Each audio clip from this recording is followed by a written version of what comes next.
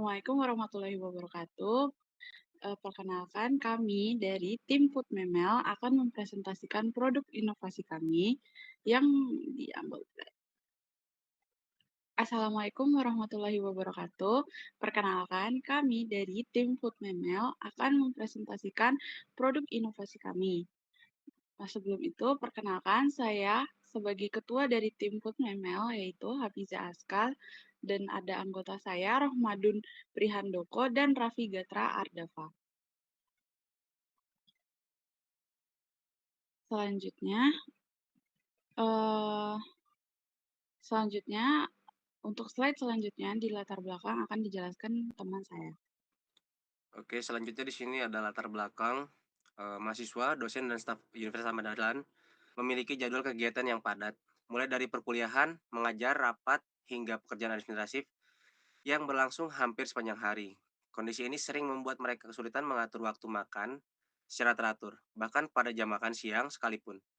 Banyak yang masih disibukkan dengan aktivitas akademik maupun pekerjaan sehingga waktu untuk makan dengan layak menjadi terbatas. Berdasarkan permasalahan tersebut, Foodmall menghadirkan solusi berupa cheesecake, puding, dan es agar sebagai pilihan makanan pengganjal lapar yang praktis namun tetap bergizi. Produk ini dikemas dalam kemasan yang ringkas dan mudah dibawa, sehingga dapat dinikmati di sela-sela kesibukan kapan saja dan di mana saja, baik di kelas, ruang dosen, area kerja, maupun saat sedang memobilitas di lingkungan kampus. Dengan demikian, Foodmall tidak hanya menjawab kebutuhan dan rasa kenyang secara instan, tetapi juga menawarkan kenyamanan dan efisiensi waktu bagi seluruh civitas akademik UAD. Selanjutnya, oke, di sini juga ada produk yang kami jual. Yang pertama ada puding karamel, hadir dalam 2 pilihan rasa, yaitu original dan rasa coklat. Sehingga konsumen dapat menyesuaikan dengan selera masing-masing. Keunikan utama produk ini terletak pada teksturnya yang silky, dan lembut, memberikan sensasi meleleh di mulut yang khas. Dipadukan dengan rasa karamel yang manis, legit, dan seimbang, tidak terlalu manis maupun terlalu pekat. Selanjutnya ada produk kami yang kedua, yaitu cheesecake. Cheesecake dari kami menonjolkan rasa creamy yang kental dan lembut dengan base biskuit yang renyah di bagian dasarnya. Perpaduan tekstur lembut di atas dan sedikit renyah di bawah ini menciptakan sensasi makan yang lebih kaya dibandingkan dessert sejenis, sekaligus memberikan rasa kenyang yang cukup untuk mengganjal lapar di tengah kesibukan. Terus ada produk kami yang ketiga, yaitu es agar. Es agar ini menjadi pilihan minuman yang ringan dan menyegarkan, cocok untuk dikonsumsi sebagai penyejuk di tengah cuaca yang panas maupun sebagai selingan setelah makan. Dengan tekstur kenyal khas agar-agar yang dipadukan rasa manis alami dan sensasi dingin yang menyegarkan, es agar menjadi alternatif sehat dan ringan untuk melepas dahaga sekaligus menahan lapar tanpa membuat perut terasa berat. Selanjutnya ada proses produksi puding karamel. Proses produksi puding karamel ini yang pertama ada mulai dari mencampur adonan, bubuk agar, gula, dan susu itu dicampur rata. Memasak Lalu yang kedua itu kita memasak adonannya, dimasak sambil diaduk hingga mendidih dan tercampur sempurna. Setelah kita memasak adonannya, kita tuang ke dalam cetakan. Adonan dituang ke dalam cup sesuai ukuran yang akan kami jual nanti. Lalu kita melakukan pendinginan didiamkan di suhu ruang yang cukup dingin seperti di kulkas. Setelah itu kami memberikan topping, yaitu karamelnya itu yang coklat dan original. Lalu kami kemas produk itu dengan cup tadi dan kami menyediakan sendoknya dan juga stiker di cup tersebut. Lalu untuk proses produk cheesecake, yang pertama tuh kita membuat base dasarnya dulu yang biskuitnya itu dihancurkan, baru dicampur mentega leleh, lalu dipadatkan di dasar cetakan. Terus membuat adonan cheese filling kami menggunakan cream cheese, gula, dan susu dikocok hingga lembut dan tercampur rata. Setelah kita membuat adonan cheese filling-nya, kita memasak dan melarutkan agar agar-agar dilarutkan dengan sedikit air, lalu dicampurkan ke adonan cheese-nya. Lalu kita masukkan ke dalam cetakan bulat yang besar. Adonan cheese dituang ke dalam atas base biskuit tadi, yang di dalam loyang lingkaran itu, lalu setelah kita masuk di cetakan, baru kita dinginkan di suhu ruangan tinggi di kulkas.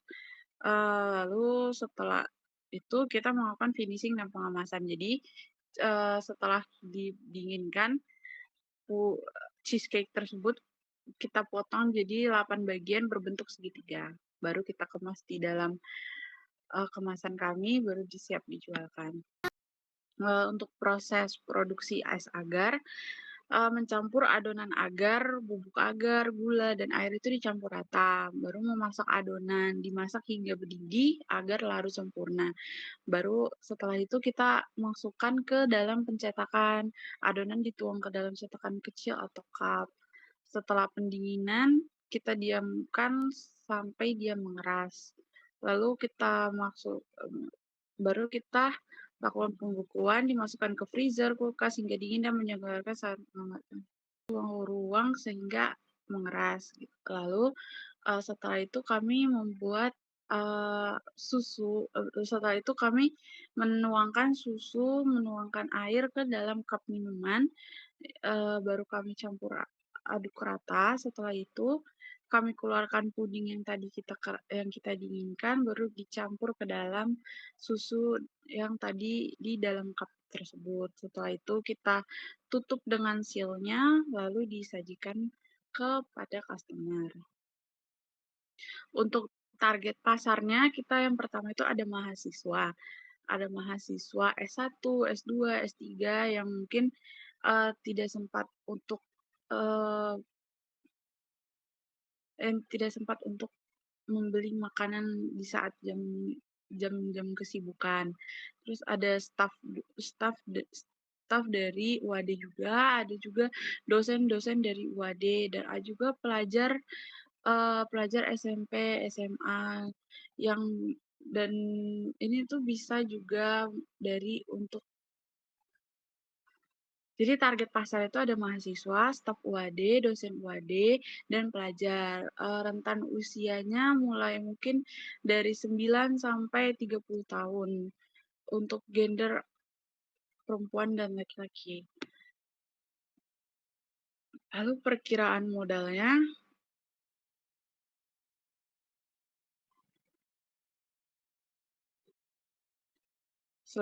selanjutnya ada perkiraan modal.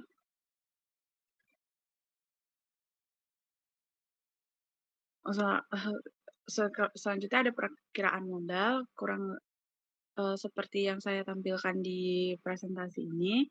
Jadi HPP per unitnya cheesecake itu 9.000, eee, jadi biaya produksi untuk estimasi biaya produksinya, yang biaya bahan baku cheesecake itu sekitar Rp6.125, untuk puding Rp3.350, dan es agar itu Rp3.235,33.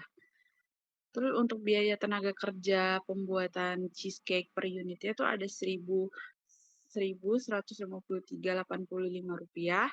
Kalau untuk puding ada Rp1.153,85, dan untuk es agar ada Rp1.153,85, dan biaya overhead-nya itu ada Rp1.813,13. Kalau untuk puding ada Rp1.805,13, dan untuk es agar Rp1.805,13.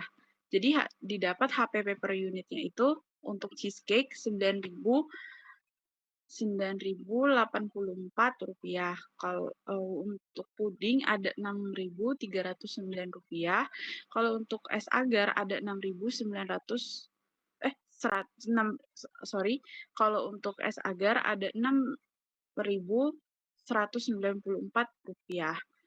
Jadi, estimasi harga jualnya itu untuk mencapai profit itu untuk cheesecake kita menjual per unitnya itu sekitar Rp15.000, yang keuntungannya didapat adalah Rp5.916. Kalau untuk puding kita jual dengan harga Rp10.000, yang didapat tiga eee, profit yang didapat Rp3.691.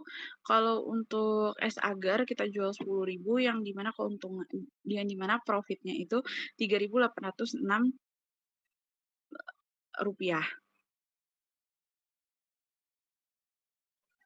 Jadi kalau kita itu per unitnya, dan kalau ditotalin puding dari cheesecake tersebut kita mendapatkan omset Rp120.000, pudingnya Rp400.000, es agarnya Rp300.000.